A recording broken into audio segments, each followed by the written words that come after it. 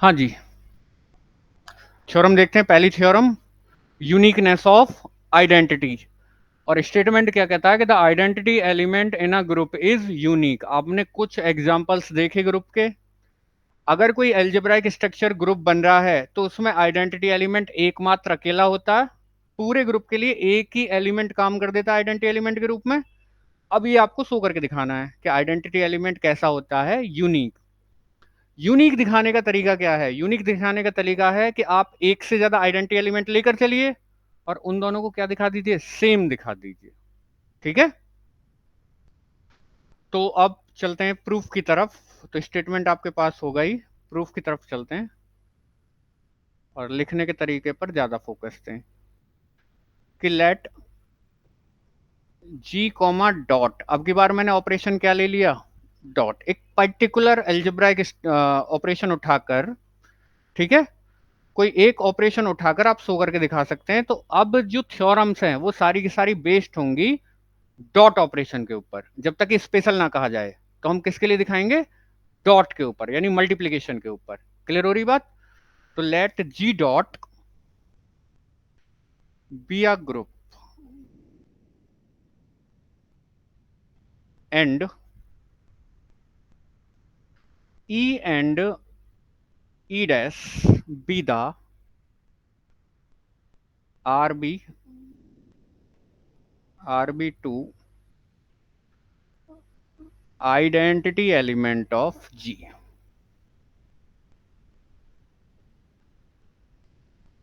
हाँ जी, आप जी डॉट नाम का एक ग्रुप लेकर चले कोई भी पर्टिकुलर, और उसके पास कितने आइडेंटिटी एलिमेंट लेकर चले हो?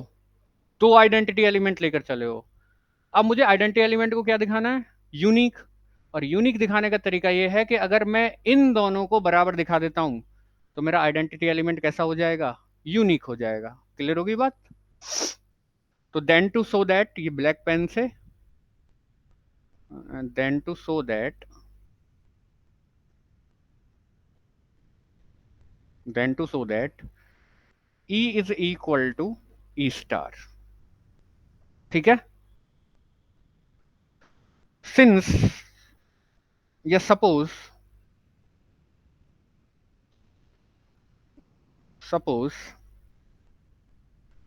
E belongs to G and E dash be the, be आ लिख लो, be an identity element of ji.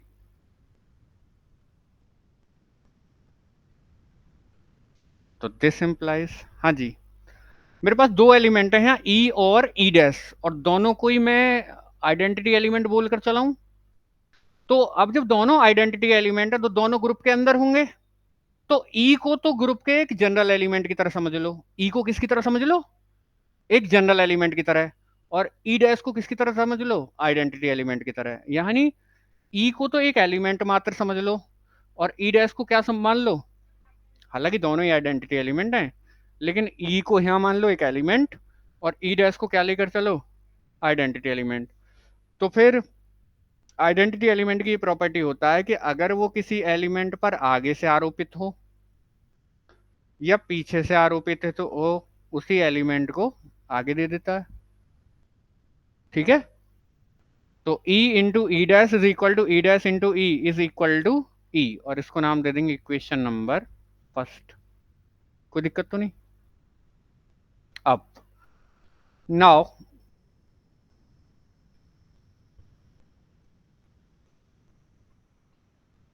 Suppose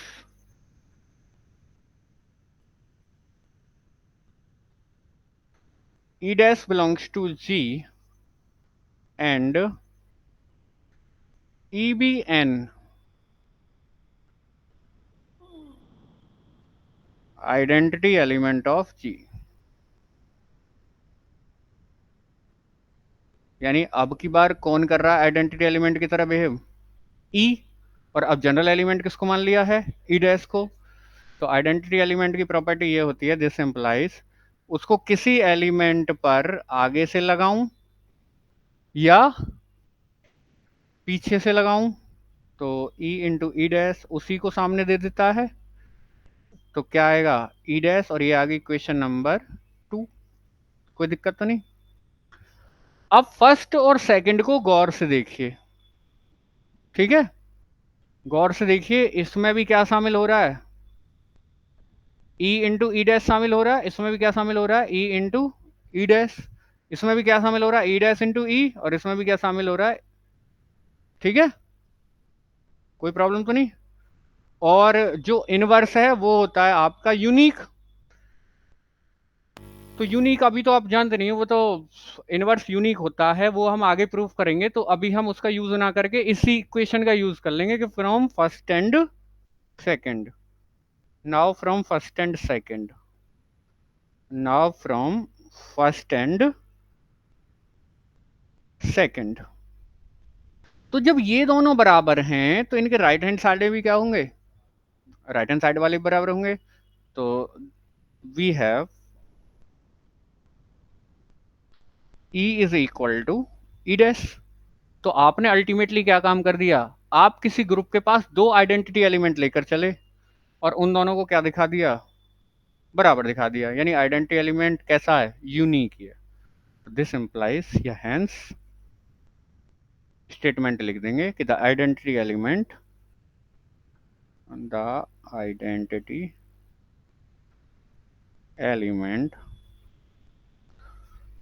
in a group, in a group is unique. बताइए कोई दिक्कत आएगी हो तो। क्लियर होगी थ्योरम। हाँ जी, तो थ्योरम्स के लिए डेफिनेशंस का याद होना बड़ा जरूरी है। और इसमें मैंने किया भी क्या है, जस्ट ग्रुप की डेफिनेशन का ही तो यूज किया है। भाई वो दो लोग उसने ग्रुप में दिए थे, दोनों को ही आइडेंटिटी बोला था, मुझे दोनों को क्या दिखाना था, बराबर। तो मैंने क्या काम किया, एक बार किसी एक को जनरल एलिमेंट की तरह कंसीडर कर लिया और दूसरे को आइडेंटिटी एलिमेंट की तरह।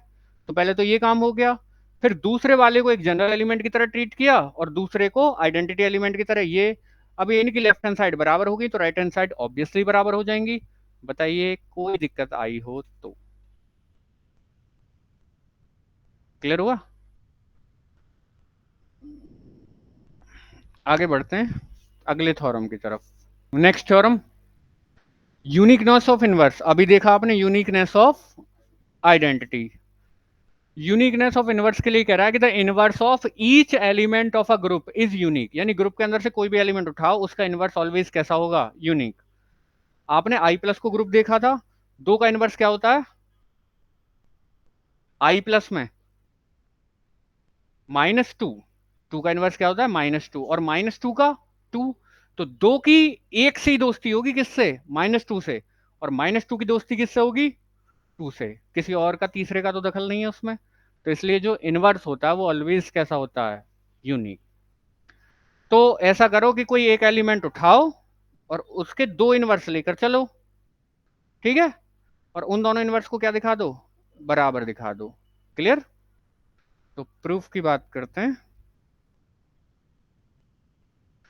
Proof, let G dot be a group. अच्छा, आपने एक चीज नोटिस करी होगी पिछली थ्योरम में कि मैंने इनके बीच में ऑपरेशन क्या लगाया है, डॉट लगाया। डॉट को बनाओ या मत बनाओ। अगर ई ई डैश ई लिखा हुआ है तो इसका मतलब है ई डैश डॉट ई। ये जानते हो मैथ में। तो इसीलिए हटा दिया। अब स्टार नहीं ले रहा हूं मैं, क्या ले रहा हूं, dot. Let G dot be a group and a b any element, a b any element in G. Group के अंदर हमने एक एलिमेंट ले लिया ए नाम का, यहां गौर दो। Let B and C, B and C are B, are B, are B any two inverse of ए। ए के दो इनवर्स ले लिए, कौन कौन, बी और सी। कोई दिक्कत तो नहीं। अगर यूनिक दिखाना है इनवर्स को, देन टू शो दैट,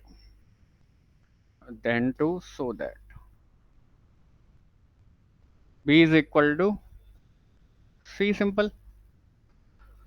अब मतलब हमारे पास है क्या और हमें करना क्या है, इस तक पहुंच गए हम। Now since now since now since B and C are the are any two, दानी are any two inverse of A, then,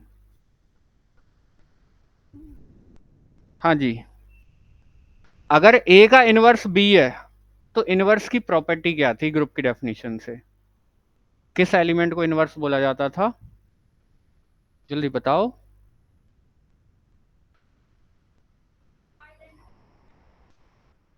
identity element के इक्वल होता है। हम्म इनवर्स की प्रॉपर्टी क्या थी डेफिनेशन में, बेसिक डेफिनेशन जो थी, डेफिनेशन में एग्जिस्टेंस ऑफ इनवर्स नाम से आया था, वो प्रॉपर्टी क्या थी, वो वन लाइनर प्रॉपर्टी क्या थी। हाँ, ए स्टार ए इनवर्स, अभी और अच्छा ये तो अभी राइट इनवर्स ही हुआ, पूरा बोलो। A star A inverse is equal to A inverse star A is equal to identity element. यहाँ ए का इनवर्स आप कौन बोल रहे हो पहले, बी को, तो यहाँ पक्का हो जाएगा कि A B is equal to B A is equal to identity element, ठीक है। और वेयर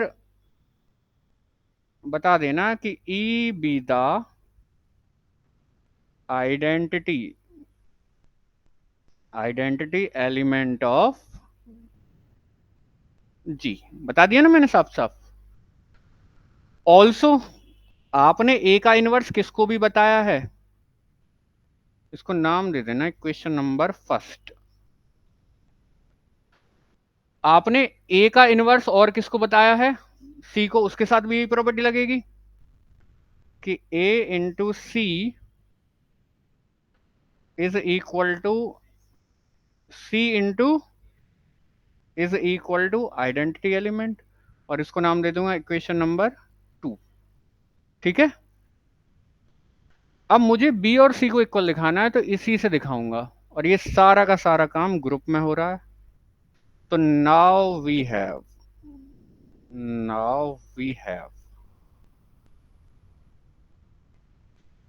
बी ए सी लेकर चलो, बी ए सी, बी को अलग रखा गया और ए सी को ब्रैकेट में, एसोसिएटिविटी जैसी फील आ रही होगी हल्की फुल्की। तो ये हो जाएगा बी एज इट इज रहेगा, और ए सी की वैल्यू यहां से क्या है, ई, सामने क्या आ गया, बी, क्योंकि आइडेंटिटी एलिमेंट की किसी में मल्टीप्लाई करें तो वो उसी को आगे दे देता है। और ऑल्सो बी ए इंटू सी लेकर चल दो इज इक्वल टू बी ए क्या बनेगा, आइडेंटिटी एलिमेंट, और इनटू सी, और ये क्या पकड़ा देगा, सी। नाउ सिंस ए कॉमा बी कॉमा सी सारे के सारे ग्रुप के एलिमेंट थे, बिलोंग्स टू जी, एंड जी भी आ ग्रुप, और जी अपने आप में क्या था, ग्रुप। तो then by associative property, then by associativity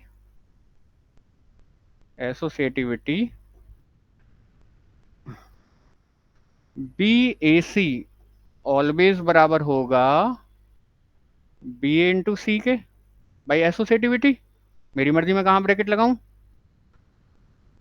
B A सी की वैल्यू क्या है, सॉरी बी इंटू ए सी की वैल्यू क्या है, बी, तो दिस इंप्लाइज बी, और इसकी बी ए इंटू सी की सी, तो बी किसके बराबर आ गया, सी के बराबर आ गया। ठीक है, आप ए के दो इनवर्स लेकर चले थे, कौन कौन, बी और सी, और आपने बी को किसके बराबर दिखा दिया, सी के बराबर दिखा दिया, यानी इनवर्स कैसा आ गया, यूनिक आ गया। तो this implies the inverse of the inverse of the inverse of each element of a group is unique। आई कहानी समझ में? बताइए कोई दिक्कत आई हो तो इस थ्योरम में। ठीक है, और इस थ्योरम का नाम क्या रहेगा, यूनिकनेस ऑफ इनवर्स। यानी कोई भी एलिमेंट लूं तो उसके पास इनवर्स जो मिलेगा वो किसी और का इनवर्स नहीं बनेगा। ठीक है, अगर आई प्लस की बात करूं, इंटीजर का set with respect to binary operation plus, तो टू का इनवर्स कौन होता है, -2। तो -2 और किसी का इनवर्स नहीं बनेगा। ऐसे ही -2 का इनवर्स कौन होगा, 2। तो 2 भी -2 के अलावा और किसी का इनवर्स नहीं होगा। तो यही कहलाती है यूनिकनेस ऑफ इनवर्स। बताइए कोई दिक्कत हो तो। अगली थ्योरम की तरफ चलते हैं।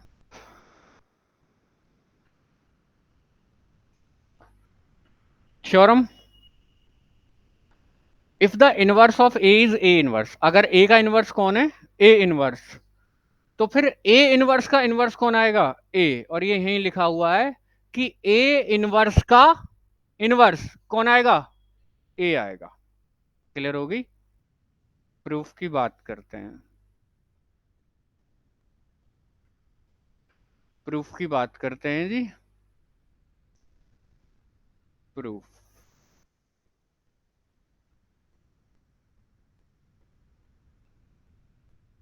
लेट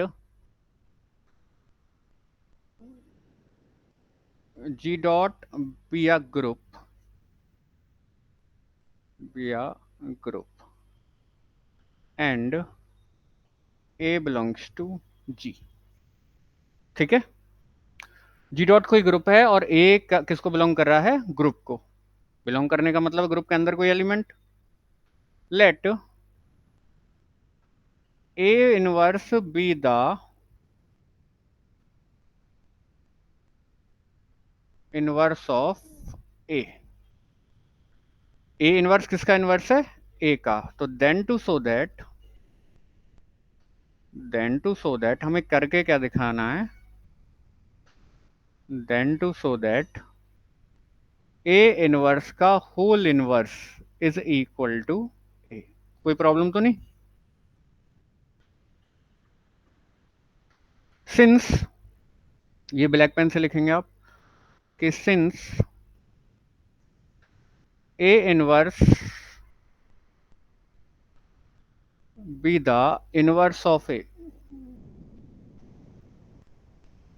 इनवर्स ऑफ ए, तो इनवर्स की प्रॉपर्टी कहती है कि this implies a into a inverse is equal to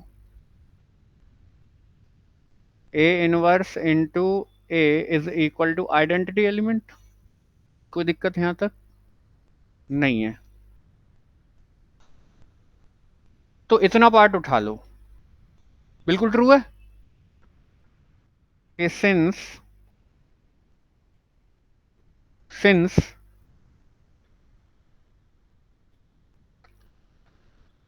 A inverse a is equal to identity element. बिल्कुल ठीक।